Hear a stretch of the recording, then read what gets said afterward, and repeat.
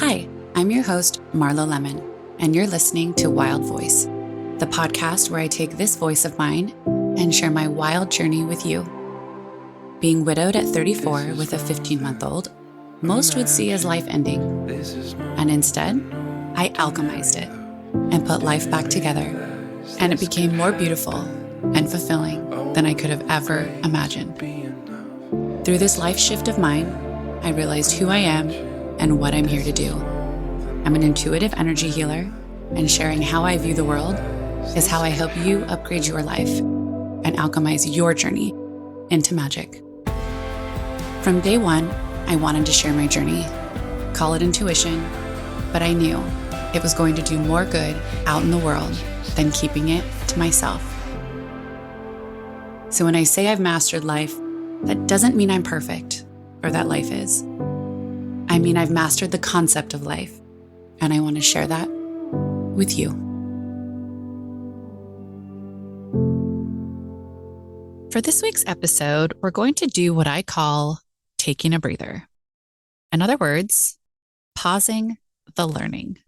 I'm all about bringing you guys new information and things that you can take and put in your life toolbox. Today, although I'm still sharing something with you, we're going to do it a little differently. So many of us that are growth junkies, light workers, healers, intuitives, we get these downloads often, pretty much all the time, and sometimes at the most inconvenient times. I get a lot of my ideas in the shower. I know I'm not alone on that one. And we have so much information coming in and so much desire to learn and take it all and use it because we know what that healing and growth and the fulfillment that it brings. That sometimes we get into this cycle where we don't sit in the bliss moments. We don't enjoy how far we've come. And we forget to do a real deep check-in with ourselves. So I'm going to set you up to take some of these questions and really sit with them. Really ask yourself and listen for the answer. I want you to slow it all down. I can speak for myself that intuitively what happens for me is before I even finish asking the question, I'm getting the answer. Now, that has its benefits, but what I end up having to work really hard at is slowing down to get clarity and specifics and sit with the answer and feel it. Not just get it logically, but sit with it and feel it. Drop into my heart and how that answer feels in my body, pulling it down from the spin cycle it's on up in my brain. If you've ever had the experience with, I know I should do this, or I know this makes sense, or if I really sit with it, I know this person is X, Y, and Z, not the story I'm creating in my head. But there is something about it that's not sticking, something that isn't getting that to a peaceful knowing stage. It's something we have to keep working at or keeps bumping off track. For me, this is because logically, I get a lot, and a lot of us do. I very quickly can get why something makes sense. It's the emotions behind it that take it to another level. That is the difference between it dropping into my body as a knowing or not. Operating from knowings are liberating, comforting, and bring a peace and ease to our days that without it can leave us in knots sometimes. That's how I'd describe it. Have you had that experience where you just knew something? It didn't matter what someone did, said, or what came up. It didn't rattle you at all because you are so in your knowing. Maybe it's that you made the right choice for your kid, or that your siblings love you, or the partner you're with. It wouldn't matter what anyone else said or did. It doesn't change that knowing at all.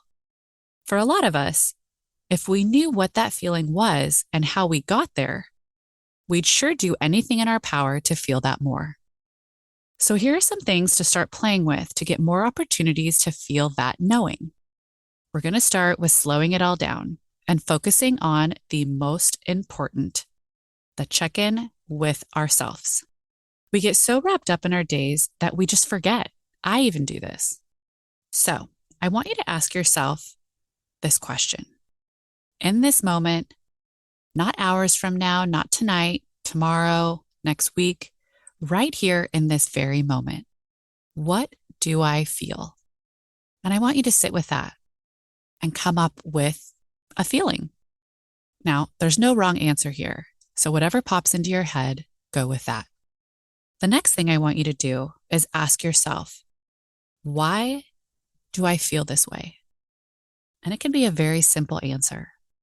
And from here, I want you to ask yourself, why do I think that is, that I feel this way? So now that we have an idea of how we feel and why, again, I'm just going to remind you again, there is no wrong answer here. So for the sake of this practice, just go with whatever pops into your head. Now I want you to ask, what do I want to do with it? Where do I want to direct my attention? So for example, if I get that I'm feeling angry, and I think that's because my work is demanding, leaving me little time for myself and other things I'd like to do. Why do I feel that way about my work? Could it be because I'm tired and only got 3 hours of sleep? Could it be because I don't feel relaxed? Could it be because I don't feel like I get to play enough? And we're all kids at heart. Our age doesn't change that at all. So a lot of the time I find when the normal to-dos and the everyday frustrations come up, a lot of the time it's because I'm not playing enough. So let's say that's it. So I would ask myself, what do I want to do with that? And where do I want to direct my attention? Again, you're just going to want to go with what pops into your head first, even if it doesn't make sense. Maybe it's taking my kid outside to play tag, or do something playful like go on an ice cream adventure, or maybe paint or color, or have a water balloon fight. Or maybe with this sort of check-in, I find that I'm tired of learning and I just want to sit with all the things I've pushed to learn over the last few weeks, and I just want to sit in that and enjoy it. Maybe even integrate it, not just check it off a list and push towards the next thing.